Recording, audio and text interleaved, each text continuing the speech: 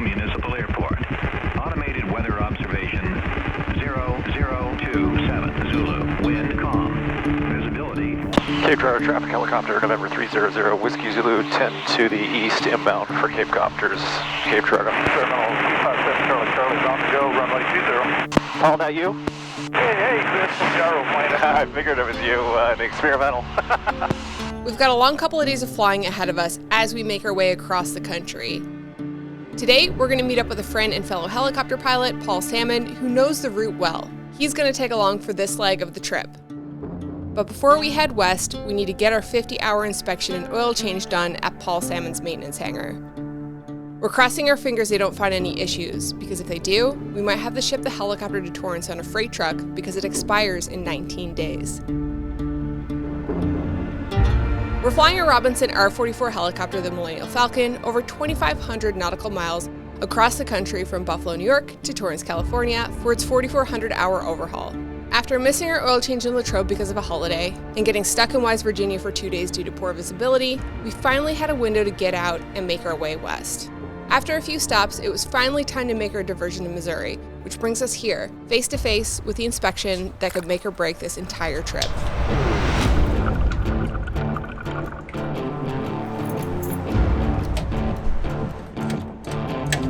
Okay, oil was just changed. We're gonna ground run it, check it for no leaks, and hopefully we're good to go.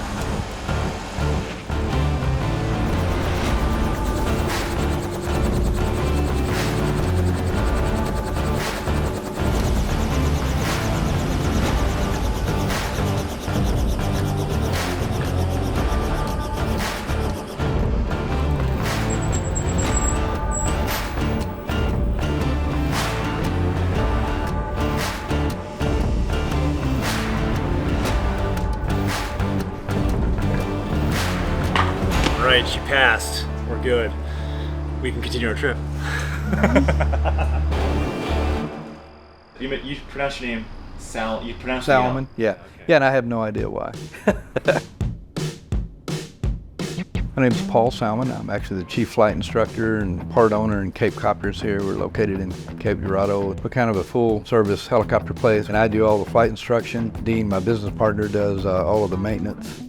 You and I crossed paths at Robinson Safety School. It's kind of funny because we were in class together and everybody goes around and says what they did, and you were the only other physician in the class. That's why I came up and said, hey, if you're ever in Missouri, look me up and we'll do some helicopter flying, you know. And then lo and behold, you called some 6 months or so later. We showed up and we did an insurance ride, actually did a couple gyro trips. Yeah, a gyro plane has an unpowered rotor on top and a pusher prop on the back that supplies your forward motion. They fly very much like a helicopter. The biggest difference is they won't hover. You have to maintain an airspeed even at full power of about 35 miles an hour.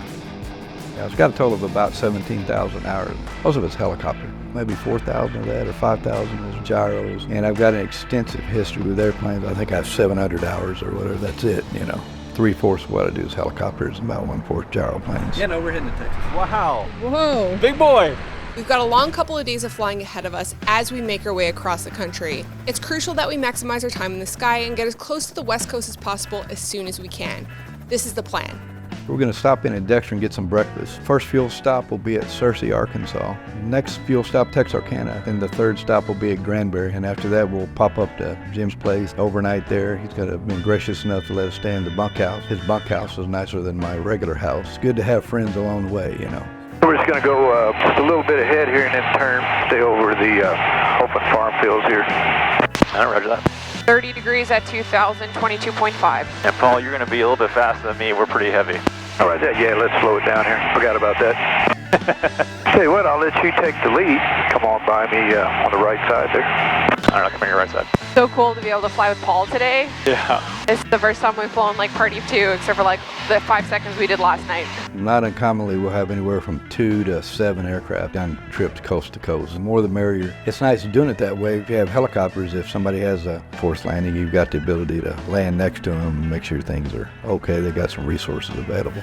Hot day in the helicopter, 36 ounces of water in the Yetis. And this trip I decided to go larger, so I have a gallon of water in the back, 2 36-ounce Yeti bottles filled with water, 2 32-ounce Nalgene's filled with water, and 2 smart water bottles underneath the seat. How do you feel flying as a party of two today? This is fun. Definitely is nice to have friends along the way. Last time we were there, you showed me like different auto variations. He was like, they always say like flying lower than this, you might not be able to successfully execute an auto rotation. He's like, watch this. And he just did it. Like if I had an engine failure on like takeoff or landing or like anything or low flying, it's like I could get the thing on the ground fine. You just are going down right what's in front of you. Yeah, right. So an auto rotation is if the power plant goes, the engine quits, whether it's a turbine or a piston, you've got to lower the collective to maintain rotor RPM, and you basically glide to a landing. 5 times I've had to do, I guess you would call them forced landings. It's actually a very unusual event. You know, we do all of this training, teaching people how to do auto rotations really well. The one thing you have to remember, if that engine goes on you, is get the collective down. If you get the collective down, the overwhelming odds are you're going to survive. The good thing about piston engines is they rarely ever just quit like that, and it's very unusual. You'll have a power loss or some indicator that you're fixing to have a problem. 17,000 hours. You currently have 464.8 hours. Chris, if you're looking for a tip about flying in formation, if you're trying to figure out exactly how far away you are from the other aircraft that's beside you, if you can look down and find the shadows, you can compare the distance. We look like we're really, really close, but if you look at the ground, you'll see we're a couple hundred feet apart. Oh, that's a great tip. Some rice fields here, you see the ones that have the squiggly lines. The ones we just flew over have straight lines in them. Those fields have been leveled, and they'll put 4 to 6 inches of water on the rice. The rice field is super flat, so if you had to do a forced landing, the rice field is an excellent place to go. That's also a good tip. Corn is the last one you want to go for. Soybeans, rice, pasture land, obviously, the wheat fields are all quite flat.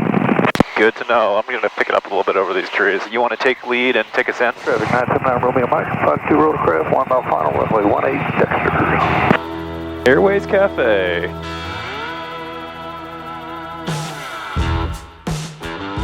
Where we at? Grand town of Dexter, Missouri here. It's just good old-fashioned food. It's a $100 hamburger stop for sure. On Saturday, you can't hardly get on the ramp. There's so many people here.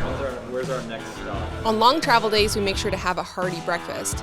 Due to being at remote airports with no food, some days breakfast becomes our only meal until supper time. That's one of the reasons why we carry plenty of snacks. Dexter traffic helicopter, November 300 Whiskey Zulu, doing a direct southbound departure from the ramp party of 2, Dexter. Bumpy. A little bit, yeah. Oh yeah, a little bit of breeze there. All right, departing to Arkansas. We're basically just like cutting through the state diagonally. And I think we're stopping fuel right around the middle of the state. Probably want to switch over to Fingers. Roger. And we're up on Fingers. With you on Fingers. This is like the worst time to fly with thermals, so it's always like weighing out the how bad it is to wake up early and fly really early in the morning versus how bad it's going to be when it gets mid-noon with a high sun. Yeah, man. I'm kind of struggling right now a little bit. You ever wonder if any of the foods you ever consumed ever came from any of these fields? Not until you just said that. I had no idea they grew rice out here. Paul, how do you keep yourself entertained on long legs by yourself? I just slap the shit out of myself every now and then. Yeah, most of the time it's such an interesting view that I rarely get sleepy. Got some traffic just to that ahead of us. Roger. As we go along, there's more and more rice. That's one of the things the United States still exports is rice and Robinson helicopters. Searcy Municipal Airport. Automated weather observation. 1806 Zulu. Paul, you want to take us in? Sure, I'll go ahead and pull ahead there. iPad too hot. Cool down immediately to avoid shutdown. Answers traffic 979 Romeo Mike, 52 helos. About a mile to go, runway 19 with a side step to the taxiway. Searcy. I'm just going to pump my own gas. Oh man. You alright? I don't feel good. After 4 hours of flying, the heat, humidity, and turbulence were getting to me, and I was starting to feel pretty sick. Thankfully, the FBOs have air conditioning, which gives us a chance to cool down. I think we lost Paul to the massage chair. Yeah, I think I'll just overnight here. Oh, she's overheated. Yeah, it will feel great. A KTXK. 154 nautical miles. Yeah, only about an hour and a half flight. A break inside gives us a perfect excuse to check the weather and plan the next leg of our flight. So you decided you're going to come further than that with us? Mike could be persuaded to go to El Paso. You want me to tag along? The more the merrier. We're going to head to Texarkana. Apparently Texarkana is a city that's half in Texas, half in Arkansas. hence Texarkana. So that'll be our next fuel stop, and we'll do another fuel stop, top up there, and then we're gonna do an off-airport landing on his buddy's farm. Yeah, this will be our first off-airport for the series. All right, come behind you and then off to your right. Thursday traffic helicopter, November 300, Whiskey Zulu, party of 2. We're gonna be departing directly from the taxiway, southwest departure. Thursday. Eating your little Pringles? I moved my mouth. SPF Dramamine and Zofran can get me through. All right, let's go up on fingers there. And whiskey on the fingers. Do you know why you call it fingers? 1, 2, 3, 4, 5. And it's a whole lot faster to say fingers than it is 123.45. Been with him for less than 24 hours, and I've already learned a couple of things. Dude's a wealth of knowledge, man. Yeah, is he ever? Hey, Chris, do you guys have an extra gas cap? Affirmative. It's even painted matte black, too. The little things in life sometimes make all the difference. Ain't that the truth? Get lucky and see some C-130s going by. There's one in the air there at 11 o'clock.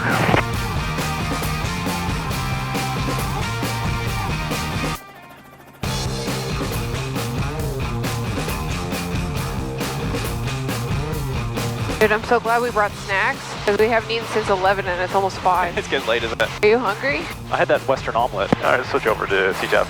Wood County traffic helicopter, November 300, Whiskey Zulu, party of 2 helicopters, inbound direct for the ramp. We'll be shooting approach to the taxiway parallel with 36, Wood County. All right, we've probably flying for 2, 4, 5 hours now. Just gonna check, see if we require any oil to be topped up. Definitely needs a quart, maybe a quart and a half. Now, this is like a game of operation because everything in this engine cavity is like scalding hot. So I'm just like inserting my hand in and tipping the oil in and hoping not to burn my skin. All right, we are at Wood County Airport, Collins Field, Kilo, Juliet, Delta, Delta, and this is a nice airport.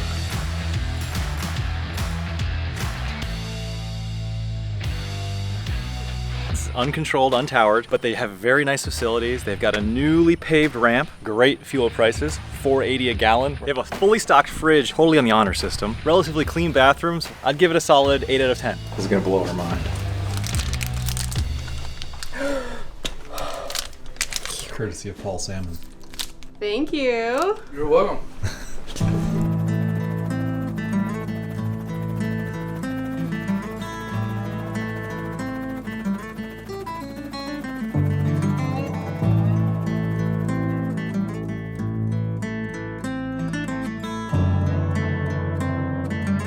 The sun started to set as we approached our final fuel stop of the day. We were all feeling really tired after flying for 6 hours in the heat.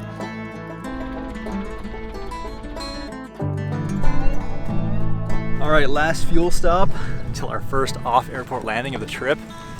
It's been a long day. With our last meal from 11 a.m. wearing off, we were all hungry and ready for supper. But we had one final push to our first off-airport landing of the trip. Paul's friend was kind enough to let all 3 of us land on his farm and sleep in his bunkhouse. And I decided to ride with Paul for this leg of the trip to test out his air conditioning and see if it was worth the extra costs on our overhaul.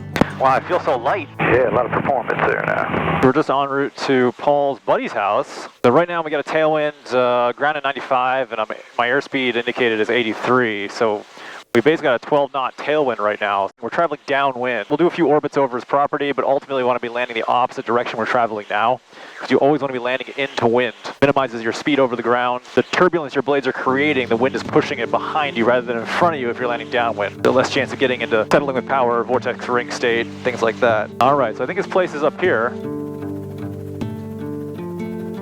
Well, I'll tell you what, I'm going to shoot an approach into here, show you where we're going there. Airspeed's 51, ground speed 45, and we're going to shoot an approach to the south corner of the property. I'm going to extend my downwind here, get a nice setup for a nice approach.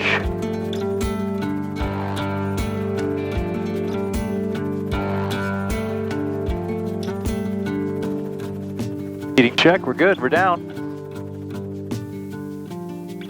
The air conditioning was amazing. It was like so pleasant and enjoyable. While we settle in for the night, eat pizza, and get some much needed rest, let me tell you where we're heading in the morning. Required by Robinson Helicopters for safety reasons, anyone picking up a helicopter from them needs to have experience with and promise to leave using what's called the El Paso route.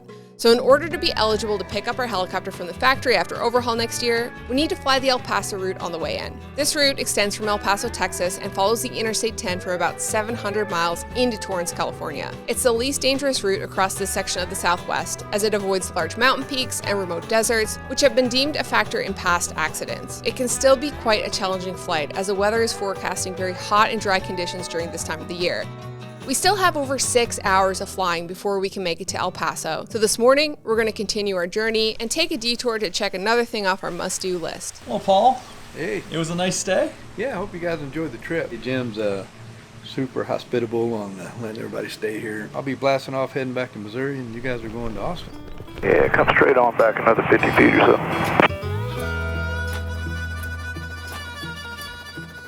Goodbye. Nice. See you, Paul. All right, you guys take it easy. Have a good trip. We'll be in touch. Thanks again, man. Really appreciate it. You bet, man. Glad to do it. Well, we were hoping Paul was going to come with us all the way to El Paso, but there looks like there's some weather rolling in and he's got to work this weekend. So it was a really great time having him along with us, and he's been really helpful, and we learned a lot just by having him around for the last 24 hours. Super kind man. Yeah. Yep, also has his own YouTube channel if you're interested in helicopters and you want to check that out. I'll link it up here. Yeah, he also does flight training too. All right, so we're still on fingers, which we learned from Paul. It's a frequency 12345, 123.45. It's just an easy one to remember for air-to-air communications. Now that we're flying party of one, I'm just gonna get on with center and have them follow us along on radar. Speaking of flying as a party of one, I'm going to turn on the Garmin tracking. This is a key piece of equipment we use all the time. It's come in handy a lot of times for us if we've been landing off airport and we have no cell reception, to be able to contact our friends and family to let them know we've arrived safe. Fort Worth Center helicopter, November 300 Whiskey Zulu. 1987, you have a good day. Fort Worth Center helicopter, November 300 Whiskey Zulu.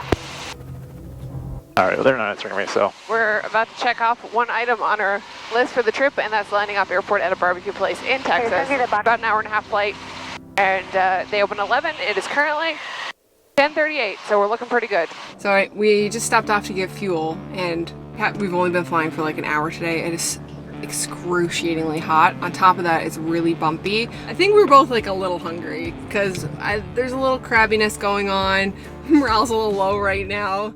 Whew.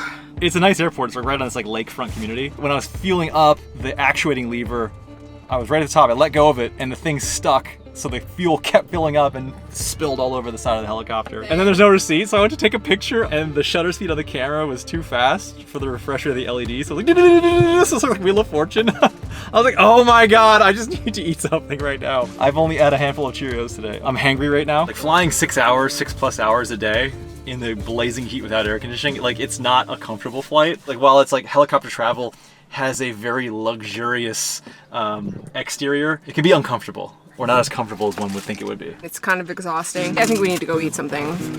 Stat.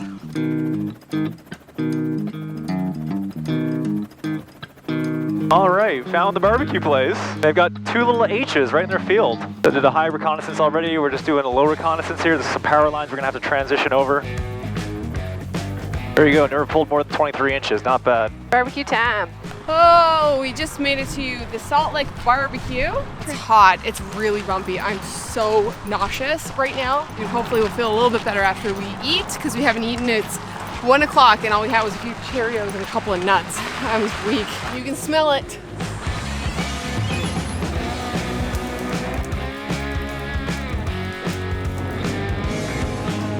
Oh, I'm so excited to try this. Oh my god, that is so good. Yum! That's a tasty sausage. Nice and smoky. Let's try the brisket, okay? Pulls apart, nice smoke ring. It's good too. It's all good. It's all good. Probably doesn't help that we're absolutely starving right now. So this is exceptionally good. SOS, I'm not going to be able to fly anywhere today. I'm going to have the food coma and probably be in the bathroom all day. I'm so full, but I can't stop. It's so tasty. Sorry, I'm done. Oh, that feels deadly. From this point on, we need to be taking advantage of every single bit of water we can get. All right, off to the next FBO. Hour flight. Oh wow, yeah, that's cooling me off a lot now with the airflow. It's actually a game changer to wet your shirt. All right, set my bug to 280. 280. Yeah.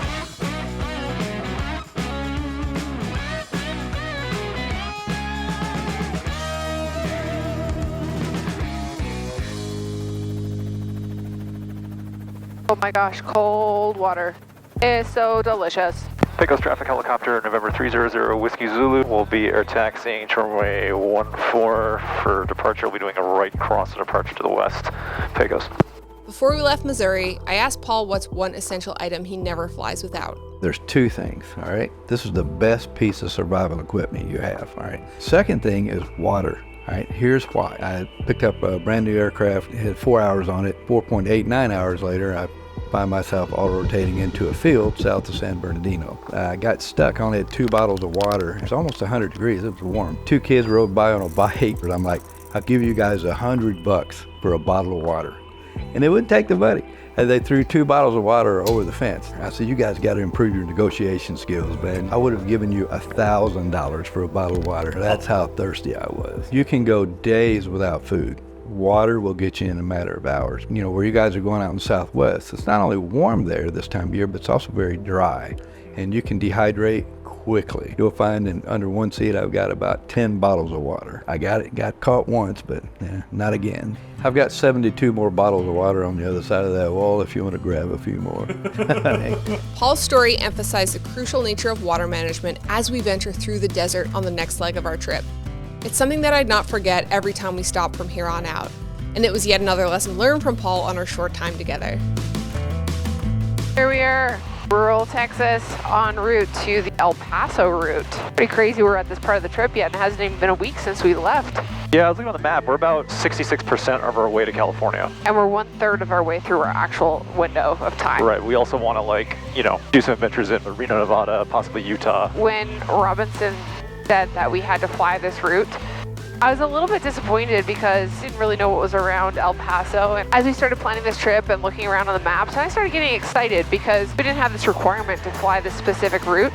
Then we probably wouldn't really zoom into the map and see kind of what's around. I'm grateful that we have to fly this route. It's put us in a box in a way, but it's also allowed us to think outside the box of what can we do on this route that we might not ever get to experience again. I'm shocked to see the mountains like this down here. This is just the beginning of it. This is like where the flatland starts to become mountains. Like, I know, this is very beautiful. It's stunning. And both of us are very excited about seeing this vista right now. But just imagine what the rest of the route has in store. Dang, I can't stop taking pictures and videos. The atmospheric haze and just every layer of mountain behind just gets a little bit more hazed out. It's a hazing. Planning this route here from the last airport to El Paso, there's a course that I could take going through a valley. It was like legit in the middle of nowhere. Whereas like following this road added an extra 15 minutes to the trip. It gives you that peace of mind that you're not going to be like going through sketchy ass places that are like, if you have an issue, you can't land. It'd be nice to slow down for a day. We just put in 2 real heavy flying days. Usually 12 hours of flying over 2 days. But I feel like with aviation, it's like, I don't know, different. Flying an aircraft involves making countless decisions, which can be mentally and physically demanding. Navigating new terrain, encountering hot, bumpy air, and having limited meals and snacks throughout the day can make traveling in a small helicopter challenging and uncomfortable. Nevertheless, the destinations and adventures the Millennial Falcon has brought us definitely outweigh the discomforts.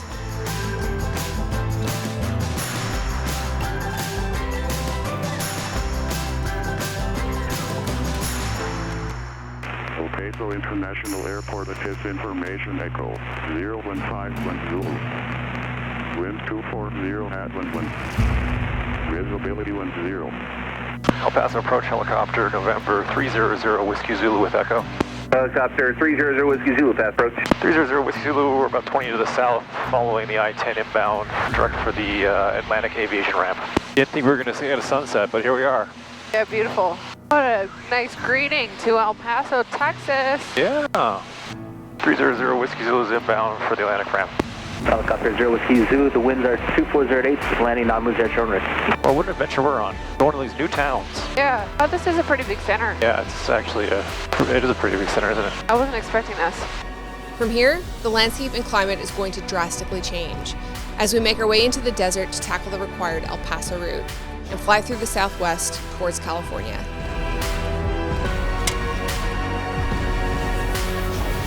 We're El Paso, Texas. We're on that little furthest western point, Texas. This marks the beginning of the El Paso route, which takes us right into Torrance, California. Let's see if we can get some fast food.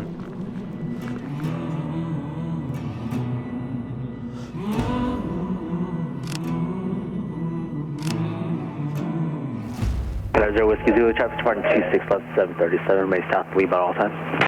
And with that traffic 0 with you. On a race, buddy? I'll smoke you. Oh, he's faster. No, slow down.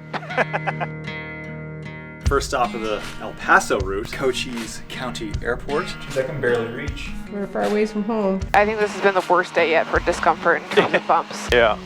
I've never flown this route into Torrance before. You have to look for different things when you're flying around in the Southwest at this time of year. 41 degrees on the ground. I'm dying of heat. There's a lot of pilots who have flown from this side to that side and then said, I'll never do that again.